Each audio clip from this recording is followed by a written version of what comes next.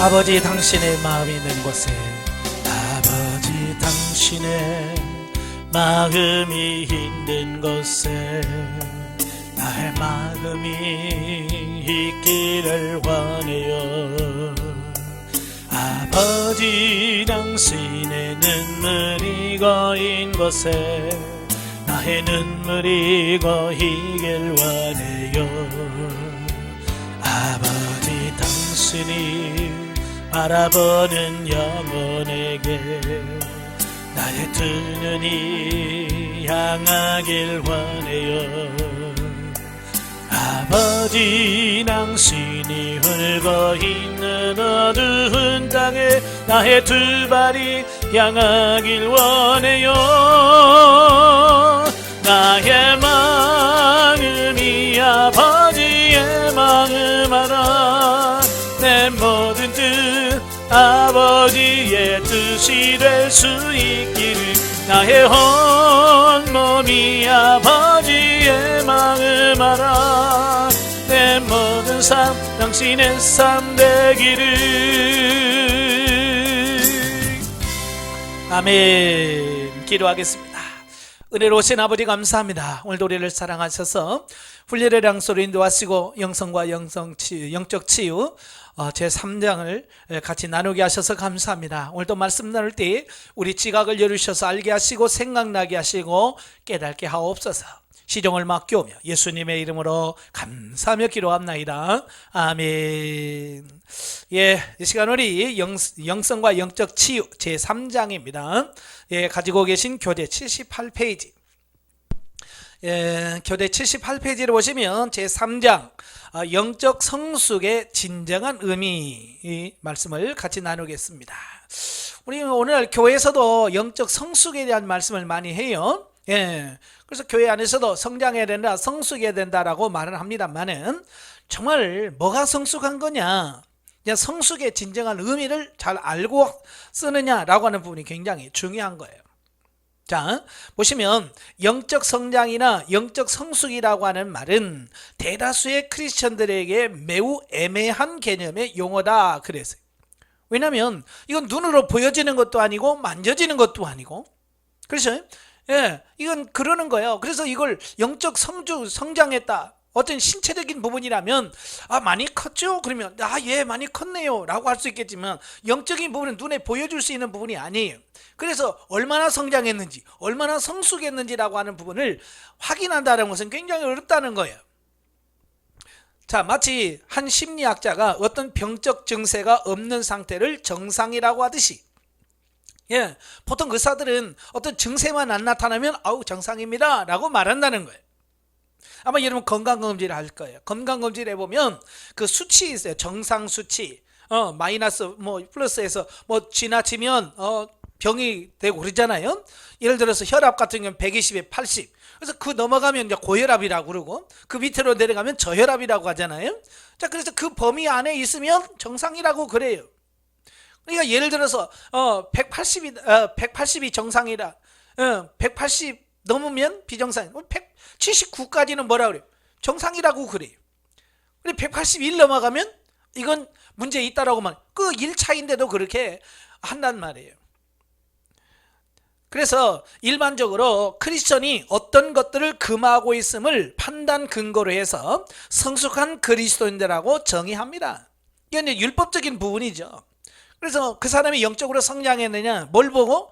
그 사람이 안 하는 거, 금하는 거, 금하는 게 뭐겠어요? 그 밑에 나오죠. 금주나 금연 같은 어떤 금기사항을 양심적으로 지키며 교회 활동에 적극적인 사람을 훌륭한 그리스도인이라고 간주합니다. 그렇죠? 그래서 교회에서 보면 참 그 사람 믿음 좋아요, 그분 참 신앙이 좋습니다 라고 말은 뭘 보고 그렇습니까? 술 안 먹고 담배 안 피고 도박 안 하고 이런 것들 있잖아요. 열심히 교회 나오고 11조 열심히 하고 헌금 열심히 하고 봉사 많이 하고, 어떤 이런 것을 보면 참 그 사람은 훌륭한 그리스도인이다 라고 말한다 그 말이에요. 그런데 과연 그게 옳은 것일까 라고 하는 부분입니다. 한 사람의 영적 성장을 판단하는 또 하나의 공통적인 척도는 뭐냐? 다른 사람들을 그리스도께로 인도하는 전도자로서의 용감성이 되기도 한다.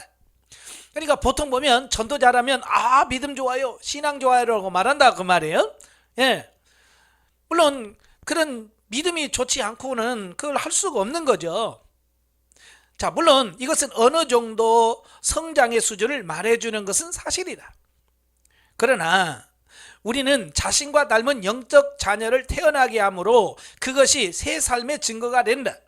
그렇지만 전도나 그리스도를 증거해서 영혼을 구원하는 일은 자가 삶을 주관하는 가운데, 즉 성서가 말했듯이 육신을 쫓아 살면서도 행할 수 있다는 것이다. 예, 전도 많이 하면 영적으로 성장하는 것처럼 보여요. 물론 그것도 맞습니다만은, 그러나 어찌 보면 누가 전도 잘하냐면 오래된 신자들보다 초신자들이 전도 더 잘해요. 예? 예수 믿은 지 얼마 안 된 사람들은요, 예? 그분들하고 잘 맞거든요. 그래서 어찌 보면 전도는 누가 잘하냐? 초신자들이 잘해요. 그러면 그렇다고 해서 그들이 전도 많이 한다고 해서 그들이 영적으로 성장한 사람이냐? 그렇게 볼 수 없다는 거예요. 예. 자, 얼마든지 자아가 중심이 되어서 육신대로 살면서도 전도 잘할 수 있다는 얘기예요. 이 사실은 많은 크리스천들이 아직 한 번도 십자가와 그리스도의 생명의 실제를 경험하지 못했다는 사실로도 증명할 수 있다. 예. 그러니까 십자가의 죽음이라든지 자아의 죽음이라든지 이런 걸 경험하지 않으면서도 얼마든지 전도 많이 할 수 있고요, 얼마든지 봉사 많이 할 수 있고, 헌금도 많이 할 수 있고요, 큰일 할 수 있습니다. 예. 우리가 정말 내가 십자가에 못 박혀 죽는 이런 경험이 우리 삶 속에 있어야 돼. 자, 일반적으로 영적 성숙이란 죄된 행위를 삼가고 크리스천들의 봉사활동에 분주하게 몰두하는 행위로 정의되지만, 일반적으로 그래요. 예, 이런 행위는 생활 방식에 있어서 영속적인 변화를 전혀 가져오지 못하기 때문에 영적인 중요성을 거의 혹은 전혀 갖지 못한다. 예, 그러니까 스스로도 그래요. 다른 사람도 마찬가지지만 스스로도 내가 봉사 이렇게 많이 하니까 내 믿음이 이만큼 컸어, 이만큼 자랐어, 이만큼 성장했어라고 스스로 자기에게 속아. 예, 또 다른 사람도 그래 속을 수 있습니다. 봉사 열심히 하면 참 믿음이 좋아요, 예? 성장했어요 라고 말한다 그 말입니다. 보통 보면 많은 분들이 그러잖아요. 결혼하기 전에 교회에서 연애해서 결혼하신 분들이 그러잖아요. 그 청년 때 열심히 교회 봉사합니다. 그냥 믿음이 좋은 줄 알고 결혼하잖아요. 결혼하면서 뭐라고 그래? 속았다고 그랬잖아요. 왜냐하면 그렇게 열심을 내고 봉사하고 했던 모든 것들이 진짜가 아닐 수 있기 때문에 그래요. 많은 크리스천들이 일종의 영적인 무인지대에서 살아가고 있다. 비록 마음의 소원은 있을지라도 계속해서 영적으로 성장하는 방법을 모르고 있는 실정이다. 그렇죠. 많은 사람들이 성장하길 원해요. 성숙하길 원합니다. 예, 그걸 원치 않는 사람 없습니다. 그러나 문제는 뭐냐면 많은 분들이 영적으로 성장하길 원하지만 성장하는 방법을 모르고 성숙한 방법을 모른다 그 말이에요.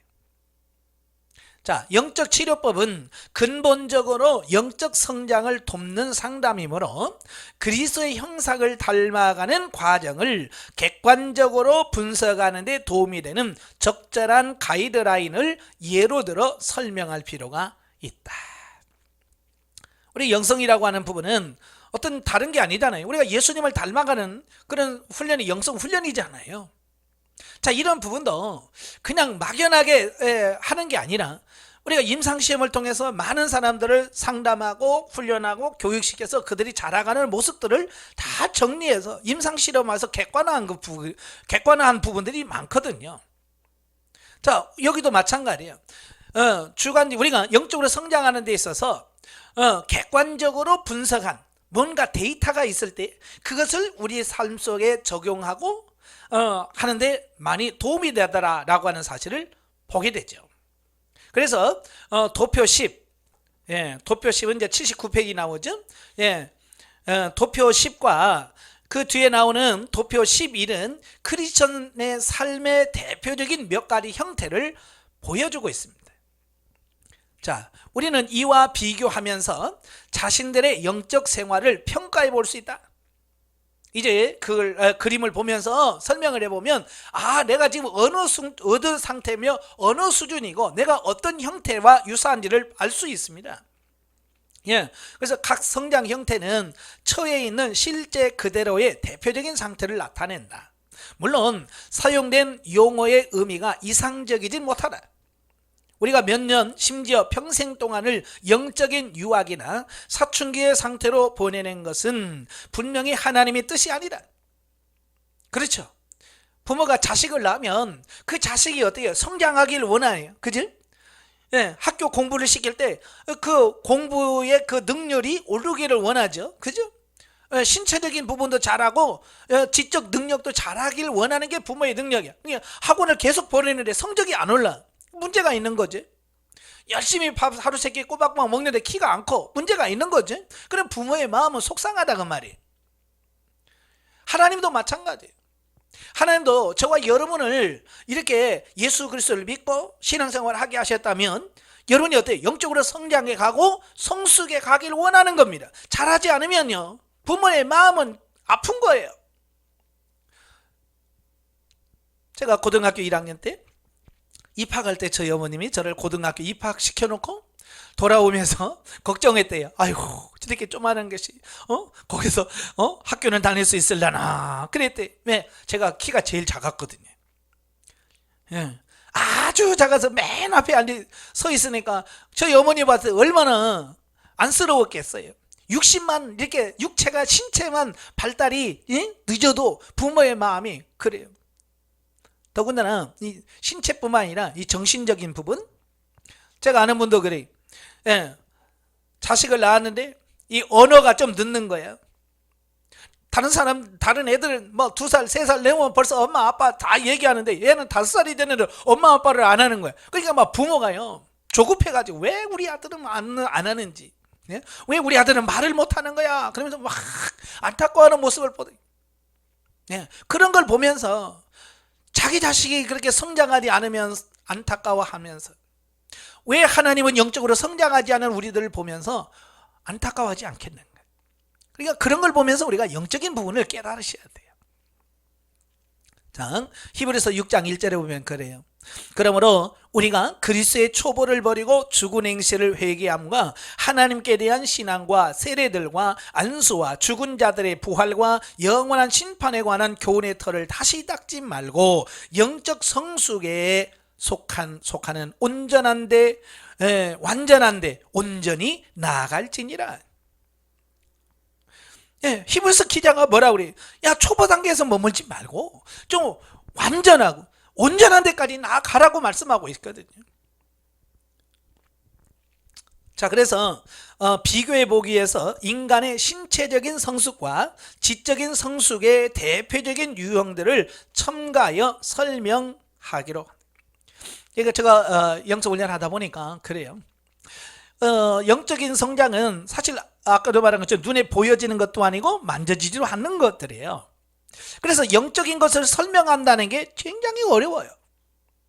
그래서 상담을 하면서 이 사람이 정말 이분이 성장을 했다고 하는데 이 성장을 도대체 어떻게 이야기할 수 있을까?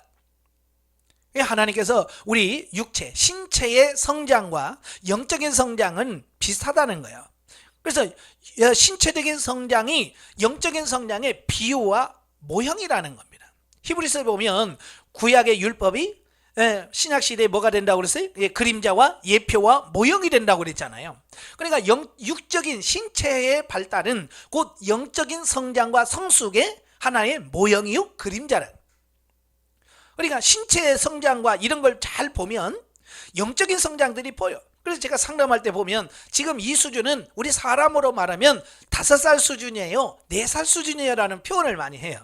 그게 뭐냐? 영적인 부분은 요만큼 성장했어요. 그게 분간이 어렵잖아요. 그만큼이 도대체 얼마인지.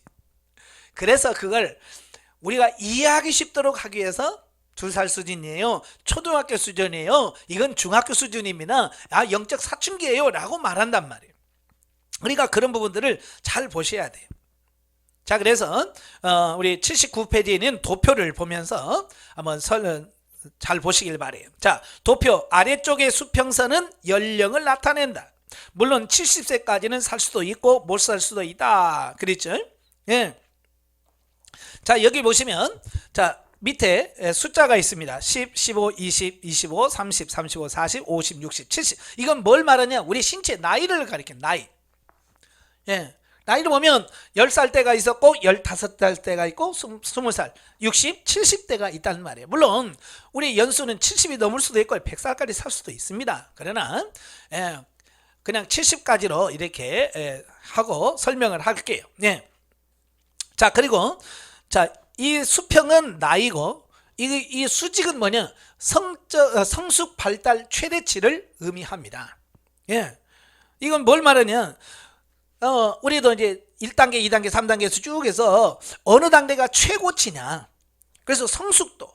그러니 그래프 같은 걸로 이렇게 표시를 하잖아요. 자, 그런 거예요. 물론 이것은 객관적으로 잴 수는 없다.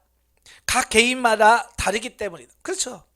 예수 믿는 것도 어떤 사람은 모태신앙이 있고, 어떤 사람은 초등학교 때부터 다닌 사람, 어떤 사람은 20대에 다닌 사람, 어떤 사람은 결혼하고 30대부터 교회 다닌 사람, 사람마다 다 다르죠. 그러면 그걸 어떻게 하겠어요? 그래서 그냥 평균적으로 객관적으로 그냥 도표를 가지고 설명할 거니까요. 자, 이걸 이해하시기를 바랍니다. 예. 자, 81페이지 오시면 신체적인 성장과 쇠퇴의 과정을 묘사하는 선부터 살펴보자.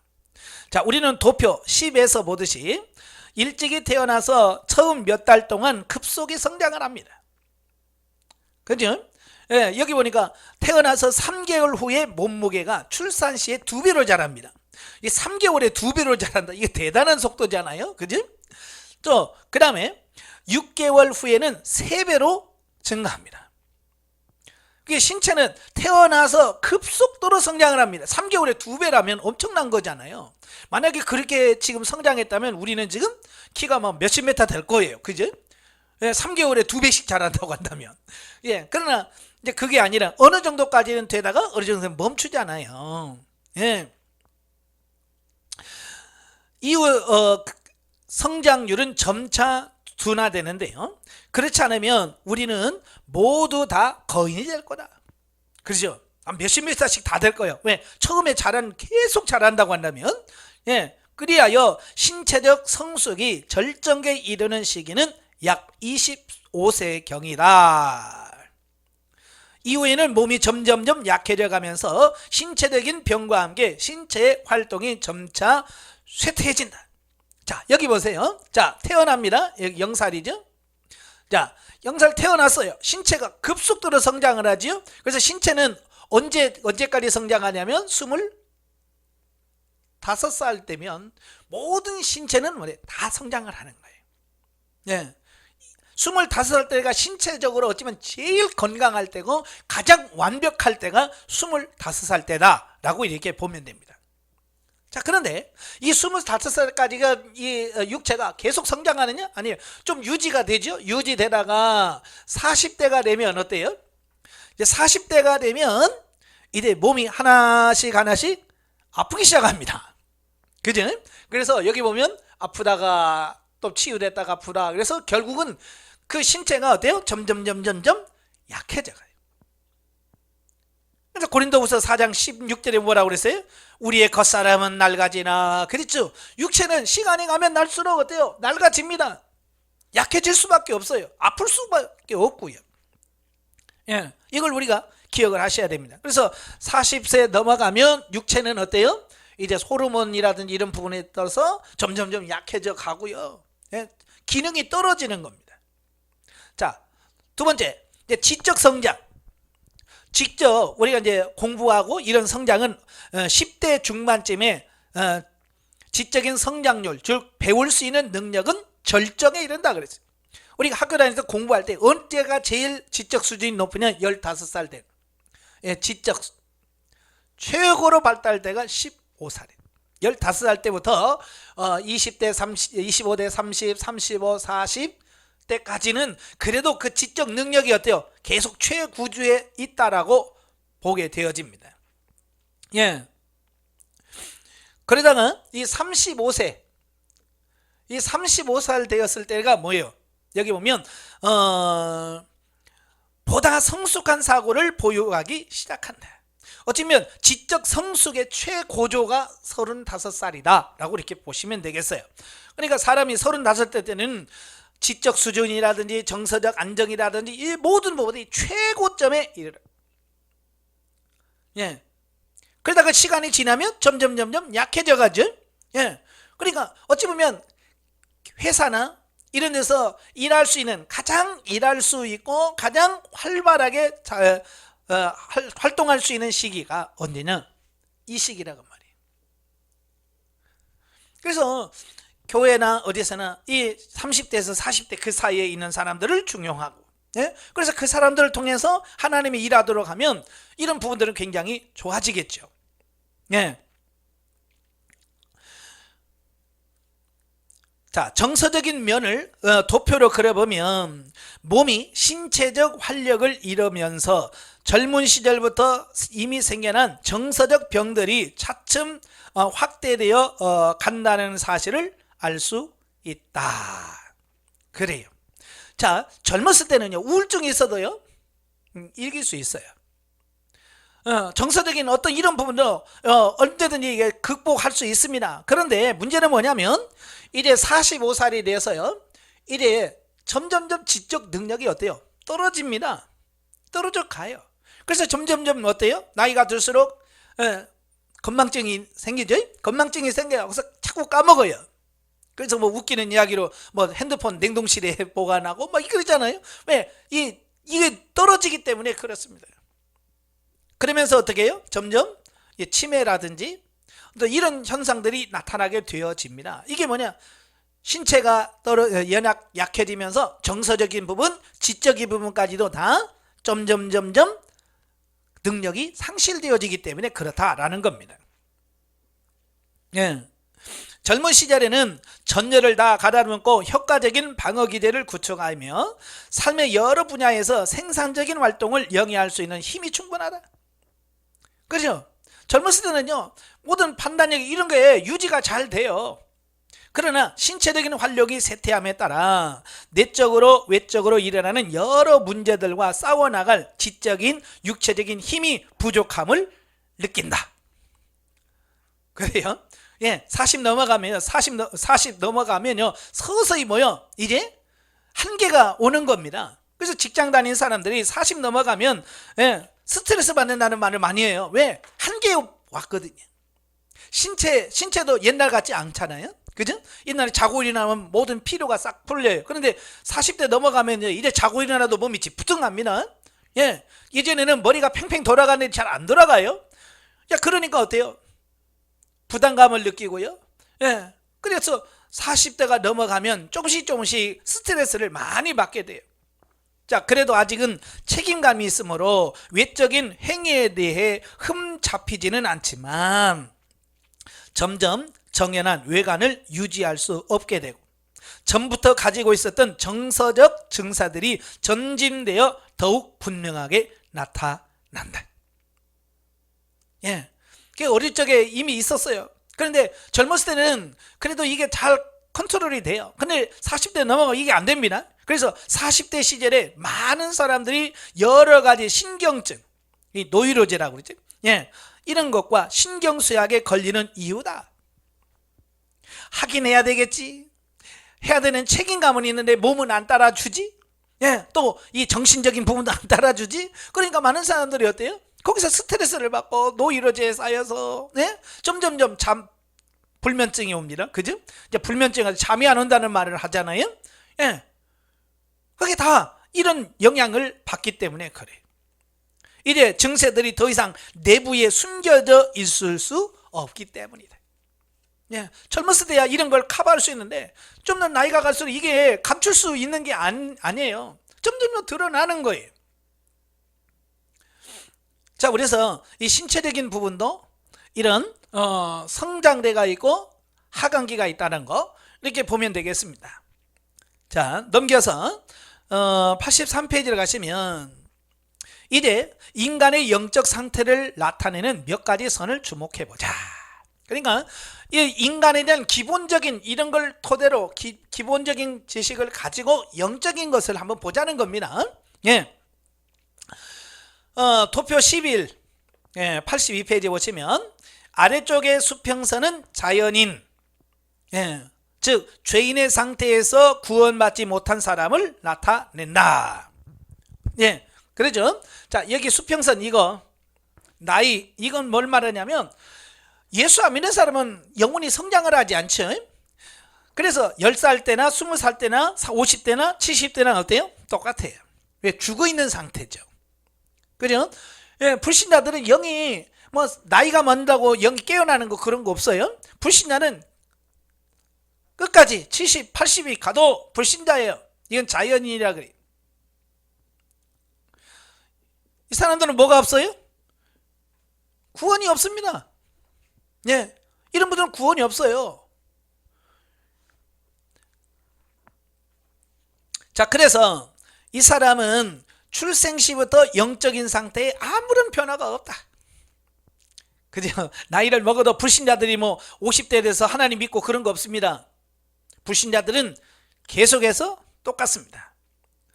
그는 하나님을 모르고 하나님과 분리된 상태로 태어나는데 그리스도 안에 있는 영생을 알게 되지 못하는 한 그는 영원히 그렇게 남을 것이다. 물론 하나님의 은혜로 70대에 구원받을 수도 있어요. 80세에 전도 받아서 예수 믿을 수도 있습니다. 그러나 지금 보편적인 걸 얘기하고 있는 겁니다. 10세에 그어진 수직선은 영적 탄생의 중생, 즉 전향을 의미한다. 사람마다 예수 믿게 된 시기와 동기나 이런 게 다 다르죠. 그러나 이건 일반적이라고 그랬어요. 자, 우리가 보통 10세는 한 사람이 주 예수 그리스도와 개인적인 관계를 맺게 되는 평균 연령으로 우리가 뽑은 나이다. 보통 우리가 예수 그리스도를 믿고 거듭나고 중생을 하잖아요. 몇 살 때부터 개인적인 하나님을 내 개인의 하나님, 나 개인의 아버지, 예수님을 개인의 구세주, 성령님을 개인의 지도자로 인도자로 영접할 수 있는가? 보통 14세로 봅니다. 14세. 우리가 보통 이걸 어떻게 할 수 있어요? 우리가 교회에서 세례를 주는 나이가 몇 살이냐면 14세예요. 우리가 보통 이제 유아 세례를 지금은 많이 이제 바뀌었죠? 바뀌었습니다만 예전에는 만 2세 이전까지만 유아 세례를 주게 돼 있어요. 왜냐? 만 2세 넘어가면 이제 죄를 알아. 그래서 죄를 짓고 죄를 안단 말이에요. 그래서 유아 세례는 만 2세 이하에서 유아 세례를 주었어요. 그리고 일반 성인으로서의 세례는 몇 살? 14세. 왜 14세일까? 14살이 되면 조금 전에 말한 것처럼 그 본인 자신이 예수 그리스도를 자신의 구세주로 영접할 수 있는 지적인 영적인 모든 수준이 갖춰졌다라고 보는 겁니다. 자, 아까도 말한 것처럼 어때요? 15세가 지적 능력이 최고치에 달한다고 그랬잖아요. 그러니까 개인적으로도 할 수 있다. 10대가 되면. 그래서 이제 10대에 수직선이 그어집니다. 이게 뭐예요? 예수 그리스도를 믿게 되는. 자, 여기서 뭐라고 그랬어요? 홍해 중생이라고 그랬죠. 우리가 창세기, 출애굽기, 레위기, 민수기, 신명기를 강의하면서 제가 설명을 드렸어요. 애굽은 구원받기 이전의 삶, 구원받기 이전의 삶을 애굽 단계라고 그랬고요. 홍해는 거듭남 또는 중생. 이스라엘 백성들이 애굽에 나와서 홍해를 건너서 광야로 나오죠. 그 홍해 건넌 사건을 뭐로 표현한다? 중생이라고 하래. 중생. 그래서 10대에 내가 예수 그리스도를 믿습니다, 나의 구주로 영접합니다 라고 말하는 순간 우리는 거듭나고 중생을 하게 돼요. 그래서 이제는 하나님의 자녀라고 하는 지위를 형성하게 돼요. 여러분, 하나님의 자녀가 되는 것은요, 내가 예수 믿고 시간이 점점 자라면서 하나님의 자녀가 되고 그러나요? 아니잖아요. 우리 사람도 그러죠. 사람도 응애하고 태어나서 어느 정도 자라야 내 아들이 되고 내 딸이 되는 거예요? 아니잖아요. 그냥 응애하고 나는 순간 그는 내 자식이야, 내 아들이야, 내 딸이야. 이건 주인은 변함이 없어요. 이건 그 주인은 어때요? 40살이 가도 내 딸이고 70에 가도 내 딸이에요. 예. 그 주인이라고 하는 것은 변함이 없어요. 그래서 내가 예수 그리스도를 믿는 순간, 예, 중생하는 순간 나는 하나님의 아들이 되는 거예요. 하나님의 자녀가 되는 거예요. 이건 뭐예요? 최고치까지 가는 거예요. 이건 불변하는 겁니다. 아시겠죠? 예, 내가 예수 그리스도를 믿는, 여기 나오죠? 예, 10세에서 시작된 수직 점선은 도표 상단의 최대 성숙치까지 이른다. 이것은 하나님께서 영시, 그러니까 중생하는 순간이죠. 예수 그리스도를 믿는 그 순간적이며 영원한 그 시간에 우리를 온전하게 의롭게 여기셨다는 사실을 나타내는 것이다. 이것이 바로 그리스도인으로서의 우리의 지위다. 예, 내가 예수 믿고 중생하는 순간 나는 하나님의 자녀요, 예, 하나님 나라의 왕이요, 하나님이 거하시는 성전이요, 하나님의 제사장이요, 하나님 그리스도의 신부라는 신분이 지위가 딱 주어지는 겁니다. 이건 순간이에요. 그래서 영이라 그래요. 영. 왜? 이건 시간적인 차이가 없어요. 그냥 순간적으로 이루어진다라고 하는 뜻이죠. 자, 하나님께서는 우리를 죄와 율법에 대하여는 죽은 자요, 주 예수 그리스도로 말미암아 하나님에 대하여는 산 자로 여기신다. 예, 바로 이제 이 거듭나는 순간 우리는 죄에 대해서는 뭐라고 그래요? 죽은 자. 죄에 대한 죽은 자요, 하나님에 대하여는 산 자가 되는 바로 이 중생의 그 순간이, 네, 바로 그렇다라고 하는 겁니다. 자, 우리의 주의가 그리스도 예수 안에서 한 위치가 주어졌고, 우리는 현재 그리스도 예수 안에서 함께 하늘에 앉아 있으므로 우리의 영적 주의는 완전하다. 예, 우리는 변함이 없어요. 이 주의는, 예, 단 우리의 영적 주의는 완전한데 우리의 영적 상태는 그렇지 않다는 거예요. 이게 문제예요. 영적 지위는 이건 변함이 없어요. 그러나 상태는 다르다는 겁니다. 굴곡이 있다는 겁니다. 그래서 10세에 그어진 실선으로 낸 수직선은 구원받은 후에 최초로 생활의 변화가 일어남을 가리킵니다. 그러나 대부분의 10대들이 사악한 죄인들이 아니므로 구원을 받은 당시에는 눈에 띄는 커다란 변화는 없는 것이 보통이라. 그죠? 예, 거듭났어요. 거듭났다고 해서 아이가 막 확 변하는 게 없잖아요. 그냥 별반 차이가 없습니다. 그래서 예수를 믿고 구원 받았어요. 자, 예수 믿었습니다. 시간이 흘러갑니다. 40, 50, 60, 70이 됐습니다. 어때요? 상태가 어떻습니까? 이게 1번입니다. 이게 뭐예요? 거기 보면 성장 없는 그리스도인. 성장이 없는 그리스도인. 예. 예수님 믿었어요. 거듭났어요. 예, 홍해 건넜어요. 그런데 문제는 뭐냐? 성장이 안 되는 거예요. 계속. 예, 이렇게 가는 사람이 있더라는 겁니다. 예. 그래서 1번선은 오른편에서 보면 시간이 지나도 상태에 있어서 긍정적인 변화가 없다. 이 선은 충분한 영적 양식을 취하지 못하여 영적인 영양실조로 고통받으며 살아가는 사람의 상태를 의미한다. 네, 영적으로 거듭났으면 그 영이 어때요? 성장해야 되거든요. 성숙해 가야 돼요. 근데 어때요? 이건 영양실조 걸려서 영이 성장하지 않는 거예요. 변화가 없는 거예요. 그대로 가는 겁니다. 야, 영적 탄생을 통하여 생명으로 옮겨졌으나, 예? 예수 믿고 거듭났어요. 중생했어요. 하나님의 자녀가 됐어요. 그런데 뒤따르는 하나님의 아들의 형상을 닮아가는 성장 과정이 따르지 못해. 사실 그런 사람은요, 세상을 마치는 날 전생애를 헛되이 헛되이 낭비했다는 사실을 뒤늦게 깨닫고 후회와 아쉬움 때문에 오히려 구원받던 그날보다 더 처절한 상태에 처하게 될 것이다. 그러니까 이런 사람들은 세상에서는 자기가 지혜로울지 몰라요. 지혜롭다고 생각할지 모르지만 주님 앞에 가서 뭘 받아요? 우리는 한 번 죽는 건 사람의 정하신 것이요, 그 후에는 뭘 받아요? 심판.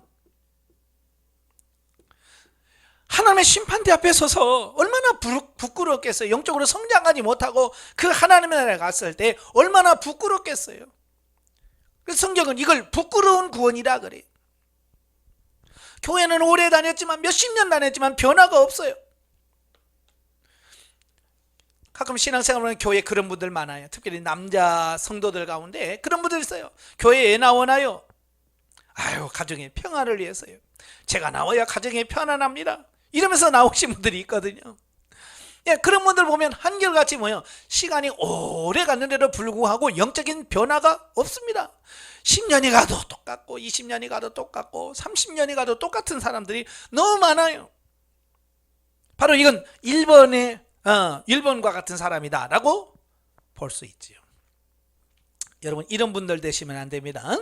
네, 그 다음에 2번 선이 있습니다. 자, 15세에 보면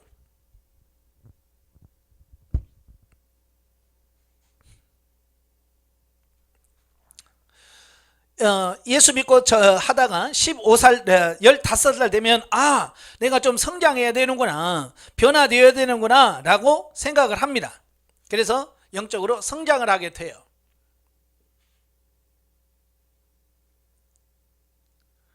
예, 성장을 하게 됩니다. 예, 그래서 30대까지는 잘해요.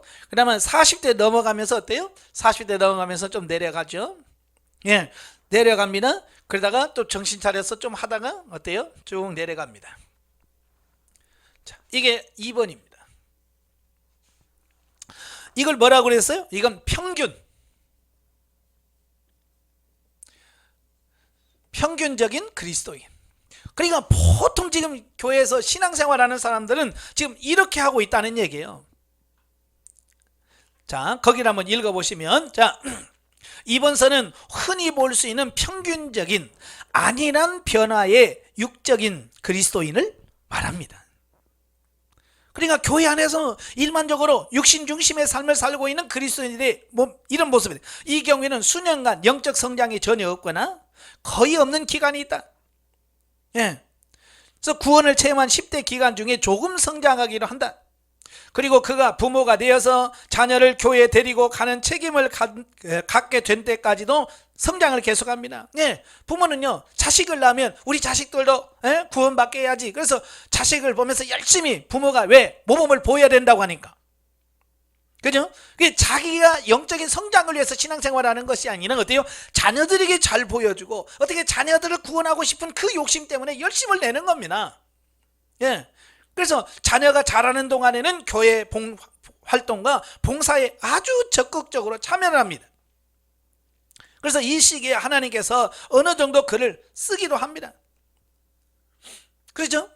그래서 교회에 보면 청년부 때 20대, 25대, 30대 결혼해서 애 낳고 성장할 때까지 40대까지는 어때요? 그래도 봉사도 하고 그래요. 그래서 그는 자신이 훌륭한 그리스도인이라고 느낀다. 예. 그래서 있을 때면 이 정도 내가 신앙생활 잘하고 있어 라고 생각한다는 겁니다. 그러나 자녀가 출생할 즈음에 그는 아내에게 이제 그 일을 젊은 사람들에게 하도록 합시다. 우리는 이만큼 하지 않았소 라고 말한다. 그래야 영적으로 소극적이 되고 영적인 상태는 내리막이 시작된다. 그렇죠? 이제 한참 돼서 이제 40대가 되면 이제 뭐가 생기냐? 조금 쉬고 싶은 마음이 생기는 거예요. 그래서 뭐예요? 이제 젊은 사람들이 하도록 하고 우리는 조금 물러납시다 라고 한다는 겁니다. 자, 그래서 그렇게 하고 몇 달 혹은 몇 년을 보내고 나면 양심의 가책을 느껴서 다시 한번 활동해 보려고 마음을 먹는다. 그래서 얼마 동안 곡선은 상승한다. 예, 이제 쉬다 보니까 어때요? 양심의 가책도 오고, 자, 그래요. 그래서 이러면 안 되지. 자, 그래서 열심을 낸다 그 말입니다. 그래서 얼마 동안은 상승을 한다는 거예요. 예, 그래서 활동을 분주화해지고 다소 성장도 있지만 여전히 만족할 만한 것은 되지 못한다.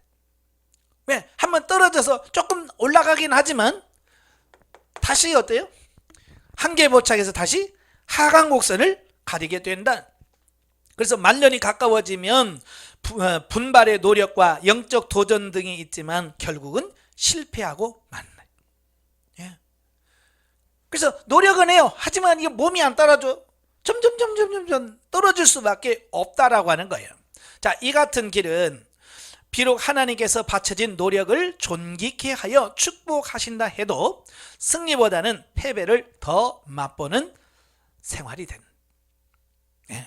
승리보다는 실패의 삶이 더 많다라고 볼 수 있습니다. 자, 이 찰스 솔로몬 이 사람이 나중에 이제 말씀드리겠습니다만은 우리 대다수의 그리스도인들이 뭘 통과하지 못한다고요? 이 광야를 통과하지 못한다. 광야가 나오죠? 예, 이거 좀 올라갔는데요. 이 광야를 통과하지 못한다는 거예요. 광야는 뭐라고 그랬어요? 훈련. 이스라엘 백성들이 40년 동안 유리했던 곳이 어디예요? 광야예요. 그들은 40년 동안 방황하면서 이 광야를 통과하지 못한 겁니다. 오늘날도 마찬가지예요. 많은 그리스도인들이 신앙생활 열심히 해요. 그런데 어때요? 광야를 벗어나지 못하고 광야 안에서 살다가 결국 광야에서 죽임을 당한대. 자, 대다수의 그리스도인들이 지금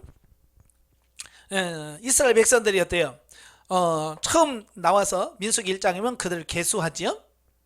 인구조사하니까 몇 명이었어요? 60만 3,550명. 자, 그 중에서 가나안에 들어간 사람이 몇 명이에요? 그 중에서 계수함을 받은 사람 중에서 2명 들어갔어요. 여호수아와 갈렙. 그만큼 정말로 이 영적인 이 광야를 벗어서 가나안 땅으로 들어간다는 거, 요단강을 건너서 가나안의 깊은 단계에 들어간다는 것은요 쉽지 않아요. 얼마나 어려운지를 말씀해 주고 있습니다. 이걸 아는 사람은 가. 그러나 대다수의 요즘 신앙인들이요 이 상태를 몰라요. 여기서 조금 성장하면 이게 전부인 줄 알고요 그게 다라고 생각하면서 자기가 최고라고 생각하면서 속아서 살아요.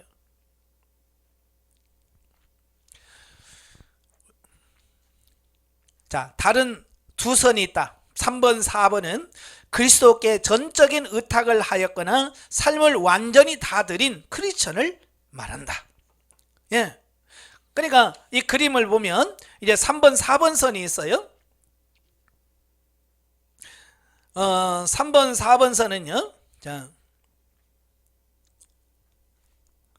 20대에서 30대까지 예, 급성장을 하죠. 예. 그래서 35살까지 성장을 합니다. 예, 그래서 35에서 40대에 내려갑니다. 그리고 40대에서 50대에 또 성장을 합니다.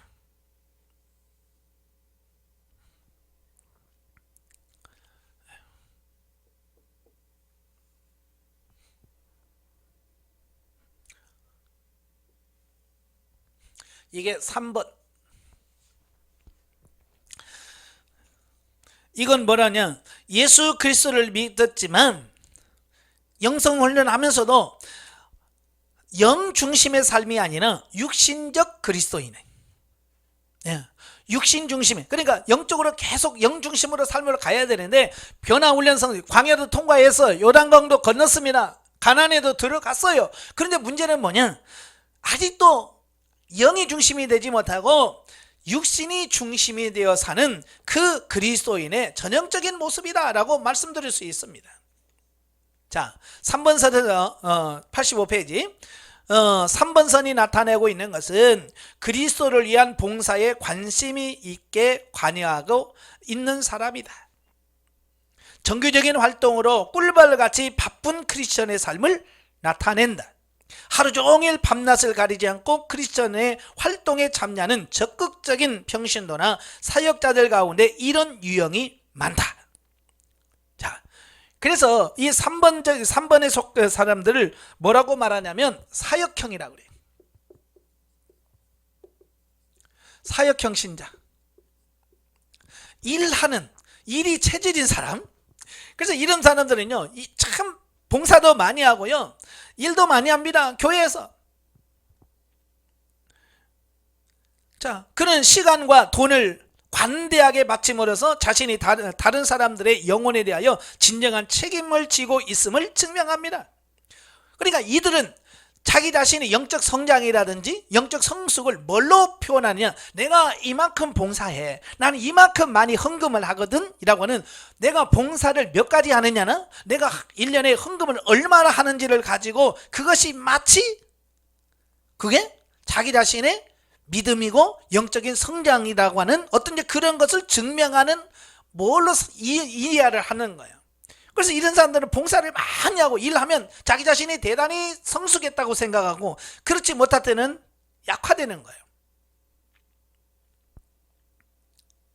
자, 이렇게 몇 년을 훌륭하게 보내지만 시간의 흐름에 따라 점차 승리보다는 패배를 더 많이 맛보기 시작하며 대개는 뒤로 넘어간다. 예, 이 봉사를 가지고 하는 사람들은요, 오래 못 갑니다. 왜요? 지치는 거예요. 채워짐이 없이 오래 봉사를 하다 보면 다 지쳐요. 요즘에 교회에서 봉사하는 사람들 보세요. 전부 다 어때요? 다 지쳐 있습니다. 힘들어합니다. 그래서 연말이 되면요, 이 담임 목사들이 얼마나 힘들어하는지 몰라요. 왜요? 서로 일 안 하려고 그래요. 예. 그래서 서로 교사 안 한다고 그러지, 서로 성가대 안 한다고 그러지, 서로 뭐 안 한다고 그러지. 예? 왜? 지치거든요. 젊고 힘 있을 때는 돼요. 보세요. 젊고 힘 있을 때는요, 쑥쑥쑥쑥, 예, 봉사도 많이 해요. 열심히 합니다. 그러니까 성장하는 것처럼 보여요. 최고로 하죠. 자, 그런데 대개는 어때요? 패배를 맛보기 시작하면서 대개는 뒤로 넘어집니다. 또 넘어졌다가 어때요? 아이고, 이러면 안 되지. 그래서 재정비해서 또 열심을 해서 조금 어느 정도는 합니다. 그러나 또 다시 잃어버리고, 예, 또 재정비하죠. 자, 그래서 얼마 동안의 견고한 틀을 잃고 교회를 바꾸거나 혹은 달리 적응을 해보면서 다시 앞으로 전진해 봅니다. 예, 이런 사역형들을 보시면요, 이렇게 잘 되잖아요. 잘 되다가 안 되면 굉장히 힘들어합니다. 예, 너무 힘들어요. 힘들어하다가 여기서 뭔가를 자기를 돌파구를 찾습니다. 어떻게 내가 회복할 수 있지? 라고 찾다가 대부분의 많은 사람들이 이때 뭘 하냐? 교회를 옮겨요. 예, 교회를 옮겨. 그래서 분위기를 바꾸는 겁니다. 예, 환경을 바꾸는 겁니다. 그래서 다시 한번 여기서 다시 한번 해보자. 그래서 예? 교회를 바꾸고, 그래서 다시 한번 해보려고 하는 어떤 이런 부분을 보게 돼요.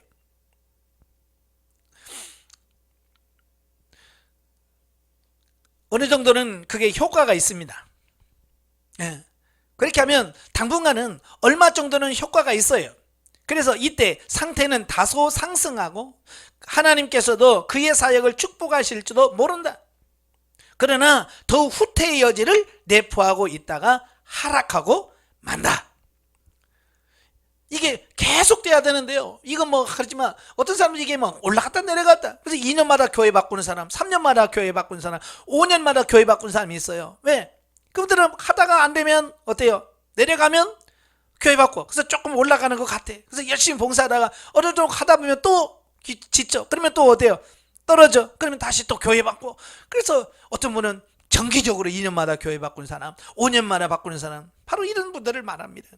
예.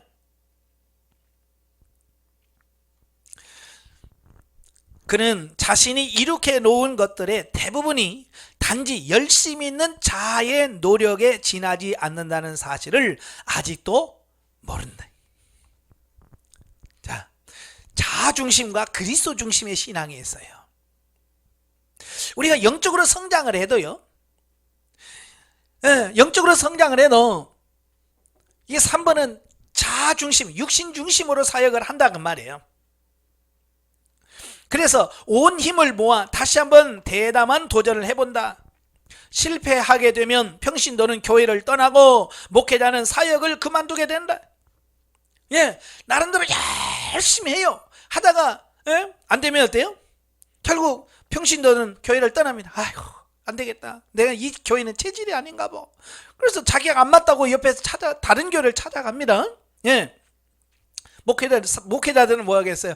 아유, 하나님이 나를 목회자로 부르시 않았나 보다. 나는 뭐 준비가 안 됐나 보다. 그래서 사역을 그만둬요. 일 안 합니다. 그래서 목회자 중에서 쉬는 목사들 많고요. 평신도 중에서 이리저리 돌아다니는 평신도들이 얼마나 많은지 모릅니다.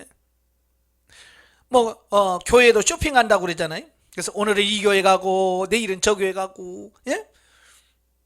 어디 하나 정착 못하고 왔다 갔다 하는 이런 영혼들이 너무나 많은, 이게 바로 자아중심적인, 육신중심적인 그리스도인의 모습이다라고 봅니다. 그의 자아를 보지 않고 하나님께서 이런 유형을 쫓아 사는 사람들을 때때로 축복하시고 사용하시지만 그 사람은 결코 영적인 성인으로 성장하지는 못한다. 예, 하나님께 쓰임은 받아요. 그러나 영적인 성장한 사람, 성숙한 사람은 되지 못한다.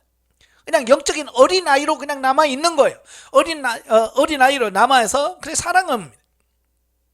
그래서 이런 경우는 언제나 많은 패배 속에서 때에 따라 다소의 달콤한 승리를 맛본다. 이것은 꾸준한 성장의 삶이라기보다는 체험 중심의 삶이 되어집니다. 예. 그래서 이런 사역형 신자들은요, 나이가 들면 들수록 일을 못해요. 왜? 예, 봉사도 육신의 힘이 다 따라줘야 되잖아요. 그죠? 예, 50 넘으면 몸이 점점 체력이 안 따라주잖아요. 60 넘으면 더 그렇고요. 70 넘으면 더 그렇습니다. 저는 예전에 참 젊었을 때 그렇게 열심히 했다고 하시는 분들이 80 넘어가면요, 완전히 저분이 예전에 그렇게 열심히 일했던 분 맞나 싶을 정도로 완전히 바닥에 있는 분들을 봤어요. 그걸 보면서 이해를 못했었거든요. 아니, 왜 그럴까? 네, 왜 그러지? 라고 생각했는데요, 이걸 보고 나서야 이해가 됐어요. 왜요? 그분들은 교회 봉사하면서 일하면서 자기가 어떤 활력을 얻고 자기가 믿음이 좋다고 생각한 거예요. 그러니까 이분들은 일을 안 하면 믿음이 떨어진다고 생각한 거예요. 그러니까 70 넘고 80 넘어가면요, 누가 일 시켜줘요? 안 시켜줍니다. 교회 가서도요, 80 넘으면서 전도하러 나를 아이고 쉬세요 권사님 하고 전도팀도 안 받아주려고 그래요. 예, 그러면 그분은 봉사를 안 하면 내 믿음이 한없이 떨어지는 거예요. 그래서 심지어는 뭐라 그래요? 내가 하나님 앞에 하늘나라 갈지나 몰라. 구원의 확신까지로 흔들려 버려요. 왜? 이분들은 모든 걸 봉사나 활동에다가 초점을 맞추기 때문에 그렇습니다. 그러니까 젊고 힘 있을 때는 가능해요. 젊고 힘 있을 때는 되는데 나이가 먹어 나중에 연약해지면 안 된다. 예. 왜? 봉사를 못하기 때문에. 자, 마지막 4번선입니다. 이 마지막 4번선은요, 영적인 성인으로 성숙한 신자를 나타냅니다. 자, 그 역시 3번의 크리스천과 마찬가지로 이미 주 예수 그리스도로 전적으로 의탁하였다. 그러나 봉사보다는 자신의 영적 성장, 다시 말해서 그는 무엇을 할 것인가 보다는 어떤 사람이 될 것인가 라고 하는데 주된 관심을 두고 있다. 자, 이 3번선은요, 뭐에다 관심을 두냐면 뭘 할 거냐, 봉사, 뭘 하냐, doing이라고 뭘 할 거냐에 초점을 맞춰. 그러나 이 4번선은요, being이라고 하죠. 관계예요, 관계. 자, 이 관계형을 가진 분들은요, 신앙 성장이 어때요? 사역형보다는 좀 늦습니다. 왜? 봉사를 그렇게 많이 안 하거든요. 좀 서서히 가는 편이에요. 그래서 좀 성장이 느린 편입니다. 예. 예. 그래서 40대 후반에 들어가면 성장을 하고요. 자, 이게 4번에 신령한 그리스도인, 네, 신령한 그리스도인 영성인적인 훈련을 통해서 성장한 사람들의 모습이다라고 볼 수 있습니다. 자, 이분은요. 자, 여기 3번 선보다 어때요? 성장이 어때요? 늦어요. 사역형은요 굉장히 빠릅니다. 젊고 힘이 있으면 열심히 봉사하니까요 그분의 믿음이 더 큰 것 같고요, 더 성장한 것처럼 보입니다. 근데 관계형은요, 예, 시간이 처음에는요 느려.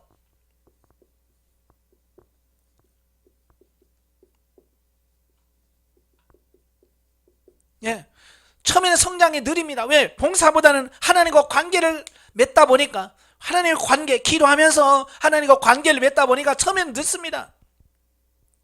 그래서 3번 선 사람보다 강해 보이지 못합니다. 그만큼 그는 그만큼 또는 그 이상으로 하나님께로부터 쓰임을 받는데, 네. 그러니까 처음에는 성장이 느리기 때문에 이 사역형에게서 많이 욕을 먹기도 해요. 뭐라고 그래요? 기도만 하면 되냐? 이런 분들이 많거든요. 그지? 자, 이런 분들은 뭐예요? 일보다는 하나님 기도하면서 하나님과 영적인 관계를 맺고, 자, 이 부분에 초점을 맞추다 보니까 봉사에 이런 부분에 조금 약해요. 그러면 이 사역형들은 보면 뭐라고 그래요? 기도만 하면 되냐? 부터 시작해서 온갖 뭐라고요? 무시를 받습니다. 그는 수년 동안 꾸준히 성장을 계속 하지만 그에게도 역시 문제가 생기기 시작한다. 예. 그래서 천천히지만 어때요? 꾸준히 성장을 합니다. 꾸준히 성장을 해요. 40대 중반까지요. 꾸준히 영적으로 성장을 합니다.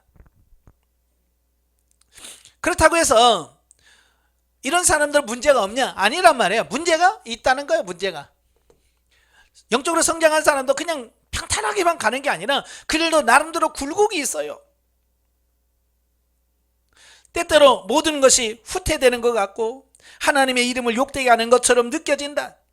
이것은 건강상의 문제나 혹은 정신적인 문제나 자녀 문제로 인한 스트레스 등이 될 수 있다. 예, 가다가 어쩔 때는 몸이 아파서 기도 관계가 떨어질 수 있어요. 또 자녀들 문제 때문에 열심히 올라가도 또 자녀 문제 때문에 낙심될 수도 있고요. 또 몸이 아파서 건강의 문제 때문에 내려갈 수도 있습니다. 그러나 관계를 맺은 사람은 어때요? 그럼에도 불구하고 또다시 올라가서 계속 잘할 수 있는 이 부분이 된다는 말입니다. 네, 이런 문제들이 기타 여러 가지 자아가 가지고 있던 자원들을 바닥나게 하고 마침내 자아를 종점에 이르게 한다. 네, 하나님께서 왜 바닥을 치게 하실까? 이건 하나님께서 우리가 가지고 있는 자아를 파쇄시키는 과정이라고. 예, 잘 되다가도 다시 육신의 자아가 조금만 났으면 하강을 해요. 거기서 어때요? 하나님께서 자아를 파쇄시키고 깨트리시고 다시 영적으로 살게 하시고 또 육적 자아를 또 발견하게 해서 또 깨트리시고, 이런 과정들을 하나님께서 반복해 가시는 겁니다. 이때 그는 완전한 무력한 상태의 자아가 될 때까지 가야 하기 때문에 영적 상태는 상승해 가는 편이나 느리다. 바로 이때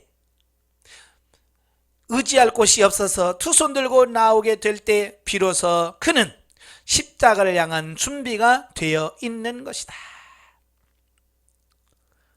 예, 이런 자아가 죽어졌을 때, 이런 안 되고 힘들 때, 이 3번 같은 사람은 열심히 교회를 바꾼다든지, 그죠? 예, 교회를 바꾼다든지 아니면 또 봉사를 더 많이 해서 또 이렇게 차고 올라가려고 노력을 해요. 그러나 이 영적인 사람은 봉사나 이런 거 갖고 되는 게 아니잖아요. 뭘로 돼요? 하나님 앞에 두 손 들고 천부여 의지 없어서 손 들고 옵니다. 자아를 처리합니다. 처리하는 과정을 통해서 상승하게 되는 이런 부분을 보게 돼요. 예, 이것이 도표에서는 40대까지 수직으로 나타나는데, 이 나이는 한 크리스천이 그리스도와 하나 되어 그 안에 거하며 풍성한 삶으로 들어가는 나이로 대략 어림된 평균 연령이다. 물론 이 말은 사람이 좀 더 일찍은 그리스도의 생명으로 받아들일 수 없게 된다는 뜻이 아니며 단지 오늘날의 기독교에 대한 일면을 이야기하는 것에 지나지 않는. 그러니까 이건 아까도 말했죠. 이건 평균적으로 객관적으로 이렇다는 거죠. 예. 그래서 신앙이 언제 제일 최고로 이르냐면 40대에서 40대 중반까지 영적으로 쫙 상승해 갑니다. 예.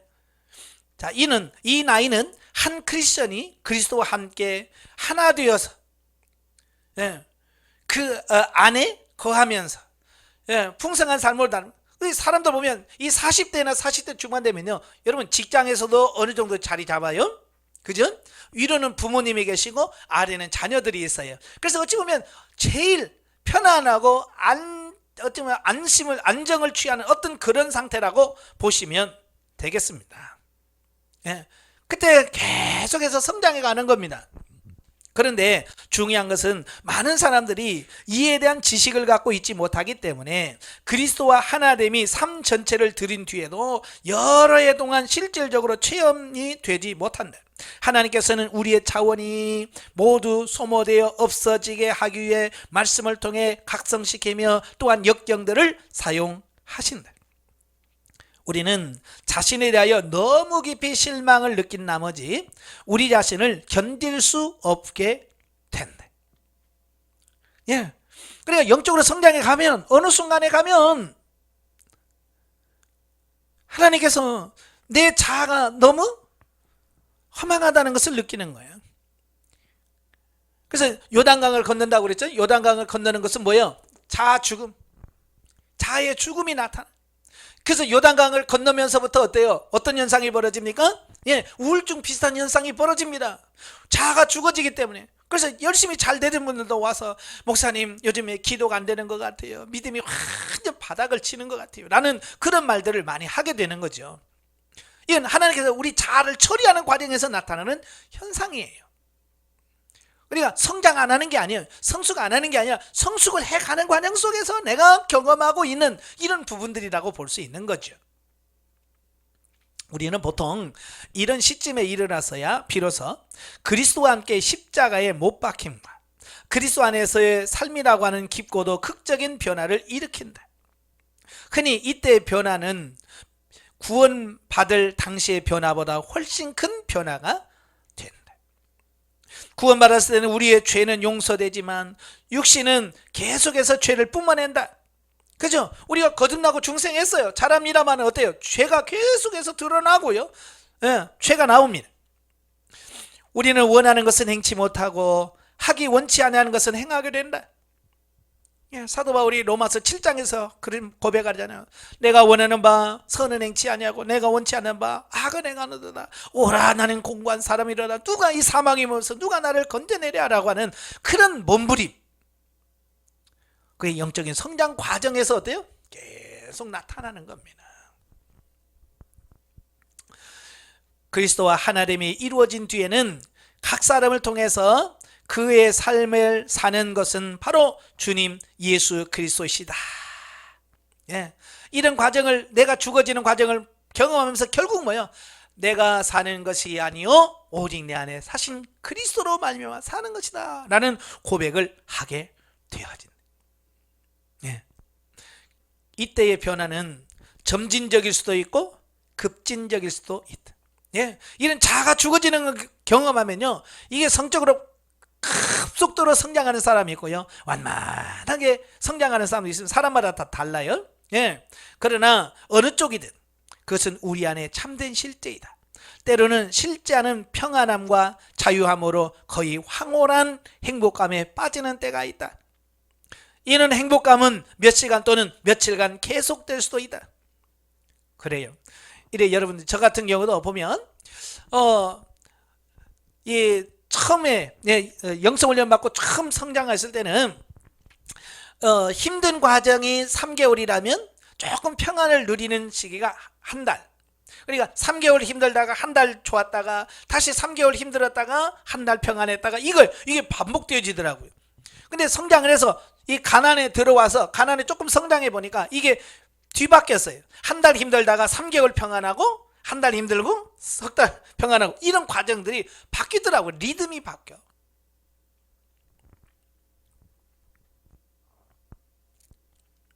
자, 이런 자아가 살짝 다시 끼어드는 것은 어쩔 수 없는 일인데, 그림에서 선이 정상에서 오른 후에 하강한 것은 이것을 의미한다.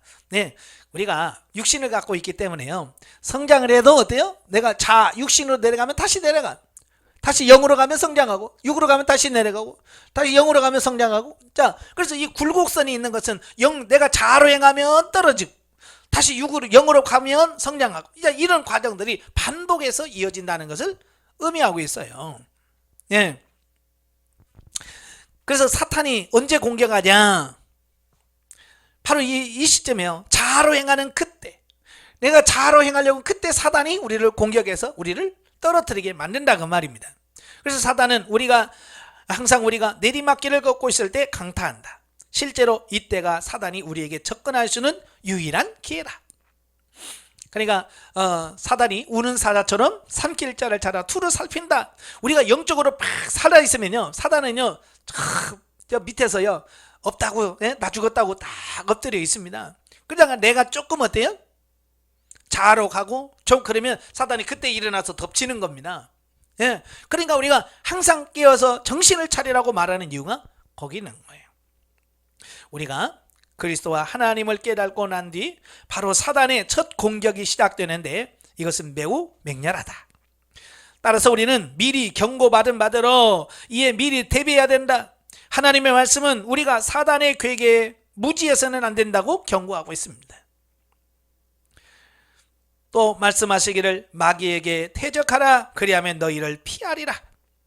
우리의 자아가 다시 생활을 지배하게 될 때, 그 해결책은 처음에는 승리를 누렸던 때와 마찬가지로 자기 자신의 죄에 대하여 죽은 자로 생각하고 인정하는 것이다.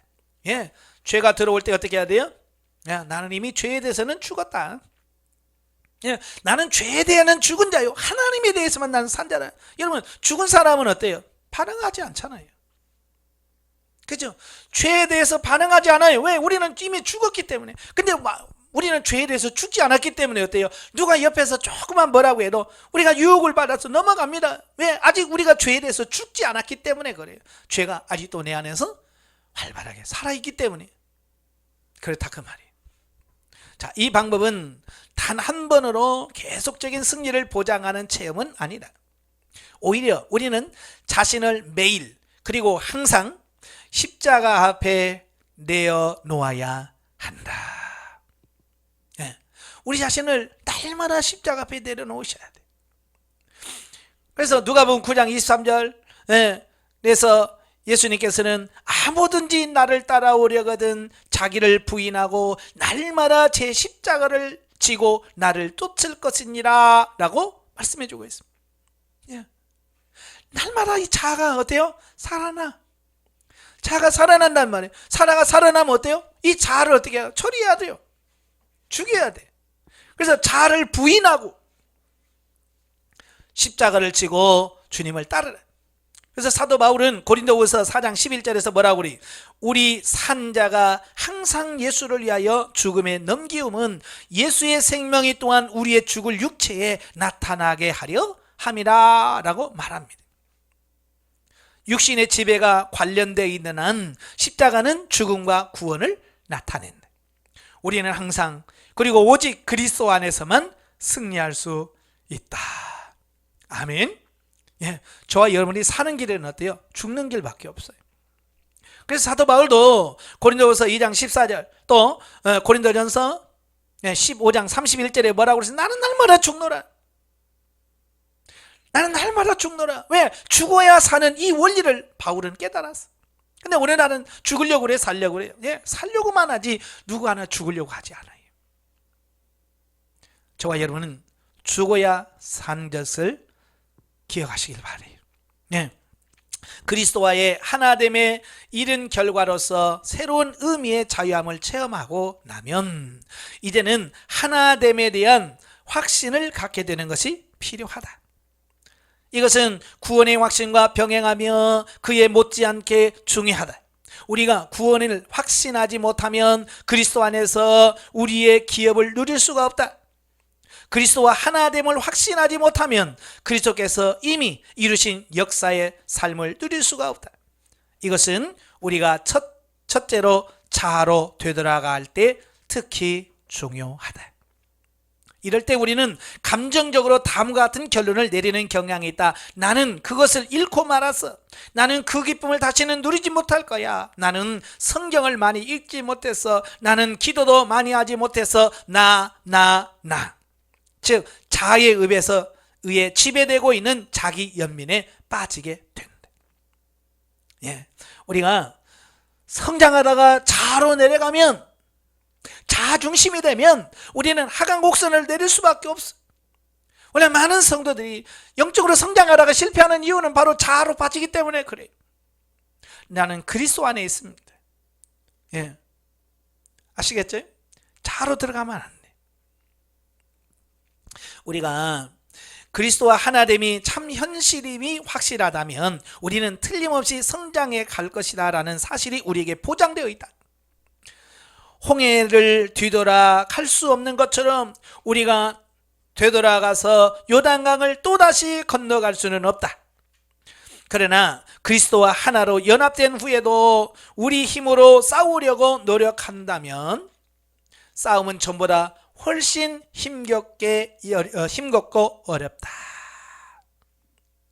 네.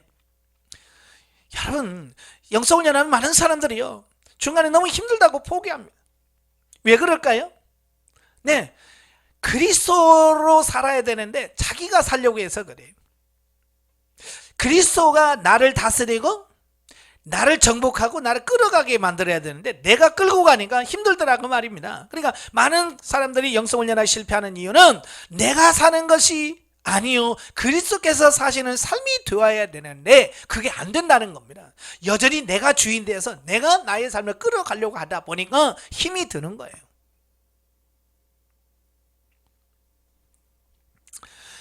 하나님의 말씀에 기초를 두고 체험 속에서 확증된 확신을 갖지 못한다면 우리는 하나됨의 진리가 사실이 아니고 그동안 자신을 기만하고 있었다고 생각하기가 아주 쉽다.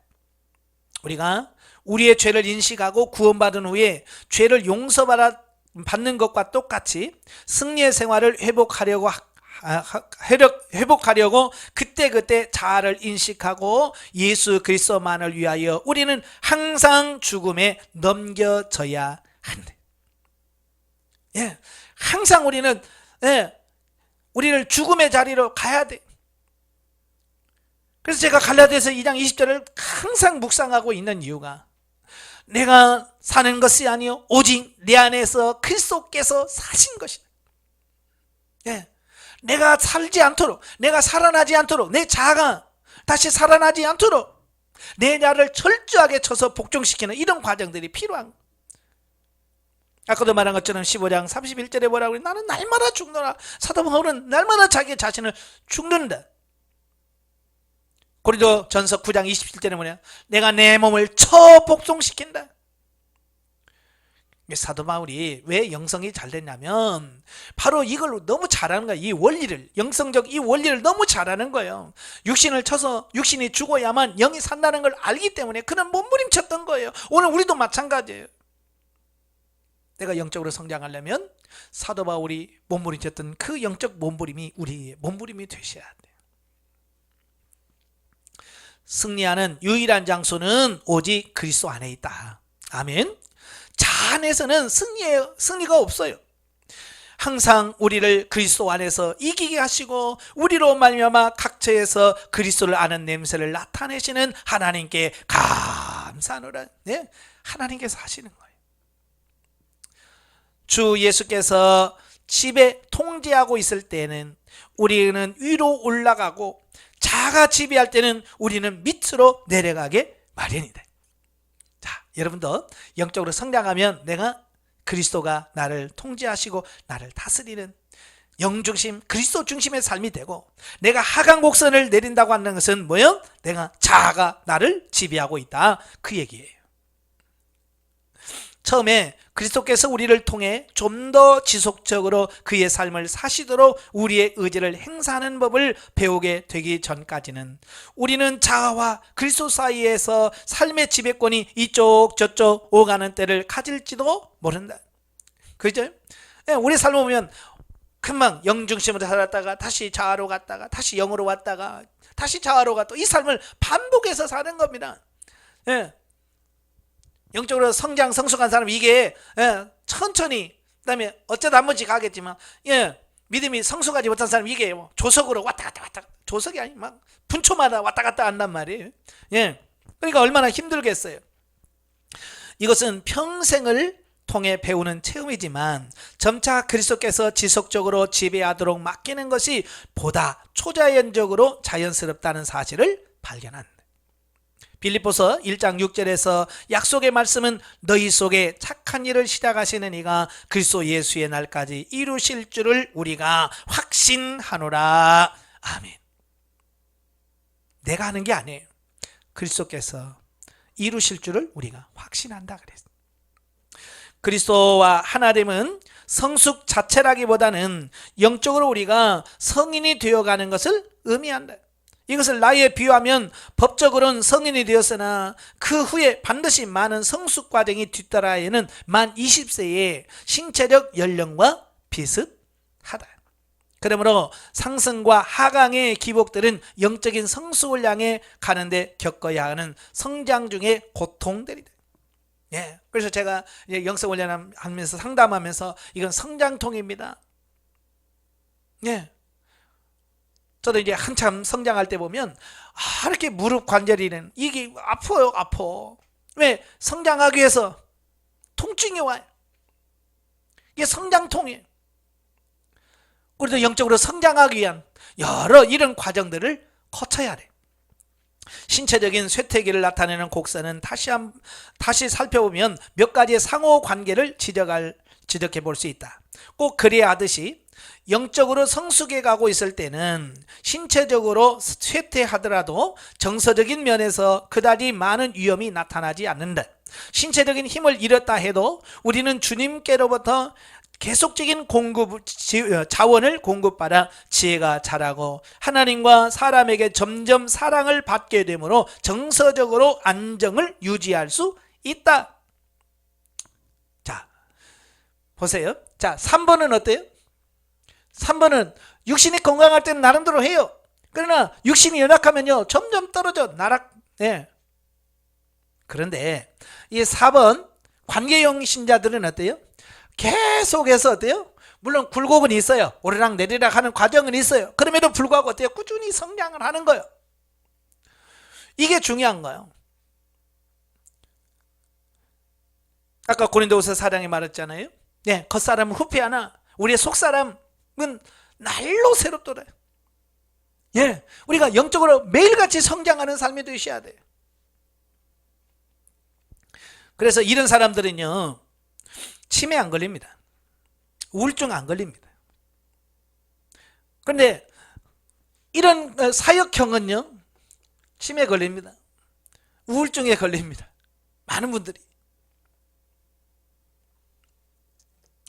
이와 반대로 우리가 영적인 난장이가 되어 계속해서 절박한 위기적 삶으로 매임을 당할 때 우리는 노쇠한 신체는 이러한 정서적 요구 상황에 적절하게 대처하지 못한다. 이렇게 되면 신경쇠약의 단계가 시작되고 여러 가지 도피 기제가 나오게 된다.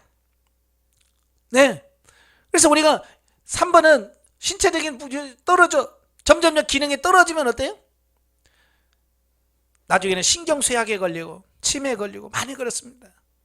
제가 이렇게 교회에서 보면 젊었을 때 봉사 많이 하고 열심히 했던 분들 연세 들어서 치매 걸리신 분들 많이 봐요. 왜냐? 그분들은 하나님과 관계에다가 집중하지 못했고 일에다가 집중했기 때문에 그런 현상들이 벌어진다. 우리가 영적으로 성인이 되는데 구원을 받은 후에 반드시 여러 해를 흘러야 할 하등의 이유는 없으면 우리는 다시 주지해야 하겠다. 제가 이렇게 70대까지 쭉 했으니까 아이고 나는 설날 멀었네 그러지 마세요. 이건요 이건 평균이라고 그랬어요. 어떤 사람은요 급속히 50대 성장할 수도 있고 60대 성장할 수도 있고요. 모세는 80세 하나님 부르실 말을 사용했어요. 사람마다 약간은 차이는 있습니다.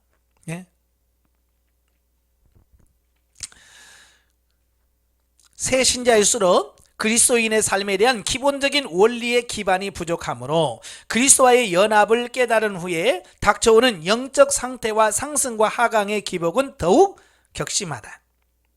왜냐하면 말씀은 없고 뭐가 있어요? 감정이 기복이 심하기 때문에 초신자들은요 처음에 오면 막 그렇습니다. 오늘 웃었다가 울었다가 좋았다가 그러면 또 죽겠다고 하다가. 그러나 이런 초신자들은 되게 오래되지 않아서 안정을 찾게 됩니다. 왜? 주님이 도와주시니까. 자, 중요한 것은 어떤 선이 우리의 삶과 지금 유사한가라는 겁니다. 자, 아까서는 1번 중생에서 거듭났지만 변화가 없이 그냥 쭉 가는 사람 1번. 광야를 통과하지 못하고 광야에서 뱅뱅뱅뱅뱅 돌다가 가는 평균적인 그리스도인. 3번 젊고 힘 있을 때는 영적으로 하고 영적으로 성장도 합니다. 그러나 신체가 들고 나이가 들어가면서 점점 약해져가는 3번. 이건 사역형이라고 하죠. 자, 관계형은 4번은 어때요? 성장은 조금 느려도 계속해서 죽을 때까지 날로 새로워지는 관계형이 있습니다. 이 네 가지 중에서 과연 지금 여러분의 형태는 어디가 제일 가까운가? 이걸 아셔야 돼. 그래야 이게 여기서 해답이 나오는 겁니다. 아, 내가 1번 같구나 라고 하면 어때요? 아, 이래서는 안 되겠구나. 각성해야죠. 그래서 다시 올라가면 돼요. 2번 같은 경우는 광야에서 뱅뱅 돌 것이 아니라 빨리 가나안으로 들어가야죠. 3번 선 같은 경우는 봉사보다도 왜요? 하나님 기도하면서 하나님과 관계를 해야 되겠죠. 그래서 내가 어떤 줄을 알면 해결책이 나오는 거예요. 자, 성령께서 당신의 영적 목표를 객관적으로 평가해 보시도록 기꺼이 맡길 때에 당신은 귀하신 주님과 보다 깊고 훌륭한 관계로 성숙해 갈 수 있다.